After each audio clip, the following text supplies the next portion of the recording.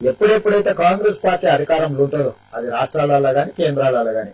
ఇంతకుముందు 100 కోట్ల కుంభకోణాలు ఉండేది, ఇప్పుడు 1000 దాటిపోయి లక్షల కోట్ల కుంభకోణానికి వచ్చింది. కాంగ్రెస్ పార్టీ సాధించిన ఘనత దేశ స్థాయిలో రాష్ట్రాల్లో రాజస్థాన్ తీసుకోండి, ఎన్ని కుంభకోణాలు జరిగినో, ఎక్కడ అధికారం ఉంటే ఆంధ్రప్రదేశ్ తీసుకోండి, లేకపోతే ఎక్కడైనా కాంగ్రెస్ పార్టీ అధికారంలోకి వచ్చిందంటే మీరు మహారాష్ట్ర తీసుకోండి, ఆదర్శ కుంభకోణం కానీ, ఇక్కడ రాజశేఖర రెడ్డి గారిని తీసుకోండి, రాజస్థాన్లో అక్కడున్న పరిస్థితులను తీసుకోండి, ఢిల్లీలో షీలా దీక్షిత్ తీసుకోండి,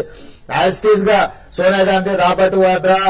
2G స్కామ్, లేకపోతే కామన్వెల్త్ కుంభకోణాలు కానీ, లేకపోతే ఆదర్శ స్కామ్ కానీ, లేకపోతే బొగ్గు కుంభకోణం కానీ, అంటే ఏ కుంభకోణం తీసినా తరచు చూస్తే అందులో కాంగ్రెస్ పార్టీ నిష్ణాతం, అంటే 130 సంవత్సరాల అనుభవాన్ని మొత్తం రంగరించి అవినీతి ఏ రకంగా ప్రజల సొమ్మును ప్రభుత్వ సొమ్మును ఏ రకంగా వేల లక్షల కోట్ల కొలగొట్టవచ్చు కాంగ్రెస్ పార్టీ నుంచి నేర్చుకోవాల్సింది ఇంకెవరైనా. అయితే ఈ సందర్భంగా 10 సంవత్సరాల అధికారంలో ఉన్న తర్వాత నిన్న మన అవినీతికి వ్యతిరేకంగా రాహుల్ గాంధీ మాట్లాడుతున్నారు దిగిపోయి ఉండాలి. ఇది చాలా ఆశ్చర్యకరం.